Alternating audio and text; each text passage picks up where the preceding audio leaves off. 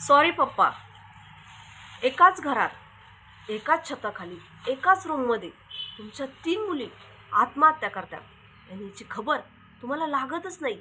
त्यांचा आक्रोश तुमच्या कानापर्यंत पोहोचतच नाही. का? अशी कुठली शांती तुमच्या घराची का ज्या शांतीत तुमच्या मुलींचा आवाज तुमच्यापर्यंत पोहोचतच नाही? त्यांना काय हवंय हे तुम्हाला माहीतच नाही. तर नमस्कार मित्रमैत्रिणींनो, मी बोलत आहे गाझियाबादमधल्या त्या 3 मुलींविषयी.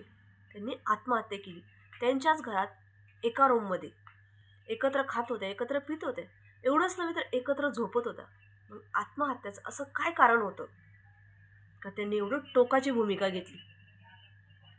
कदाचित त्यांना एकटं एकटं वाटत असेल, काही मित्रमैत्रिणींची गरज असेल, किंवा त्यांना आईवडिलांचा सहवास हवा असेल. आणि त्यांच्या आईवडिलांना असे काय कामं असतील का ते त्यांच्यापेक्षा महत्त्वाचे होते. कदाचित त्यांच्या आईवडिलांना असंही वाटत असेल का आपल्या मुली रूममध्ये छान आहे, खाताय पिताय, मजेत राहत आहे, सेफ आहे. परंतु त्यांच्या मुलींची जी पोकळीक होती, जे काही त्यांचे प्रॉब्लेम होते, ते त्यांच्या आईवडिलांच्या कानापर्यंत आलेच नाही. आणि अशातच त्यांना मोबाईल भेटला आणि त्यांचा सगळ्यात मोठा जवळचा फ्रेंड झाला तो म्हणजे क्वारंटाईन गेम. तो गेम त्यांच्या जीवनात आला आणि त्यांचं सर्वस्व होऊन बसला. आणि एक दिवस असा आला का आईवडिलांनी त्यांच्या जवळचा मोबाईल हिसकावून घेतला. मुलांना असं वाटलं, अरे आमचा आत्मा घेतला. जर आमचा आत्माच काढून घेतला तर आमच्या जगण्याला अर्थच नाही आहे. आणि त्यावेळेस त्या मुलींनी टोकाचं पाऊल घेतलं आणि ते म्हणजे जीव देण्याचं, आत्महत्या करण्याचं. एकाच घरात, एकाच छताखाली, एकाच वेळेला त्या 3 मुलींनी आपला जीव देऊन टाकला, तोही एका गेमसाठी.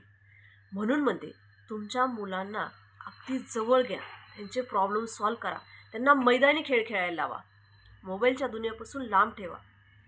तुम्हीही आणि तुमचे मुलेही मोबाईलच्या गेमपासून, मोबाईलपासून जेवढे दूर राहाल तेवढं सेफ राहाल. जाता तर एकच गोष्ट सांगेल, गेले मोरा तुझे पाय, आता रडून उपयोग काय.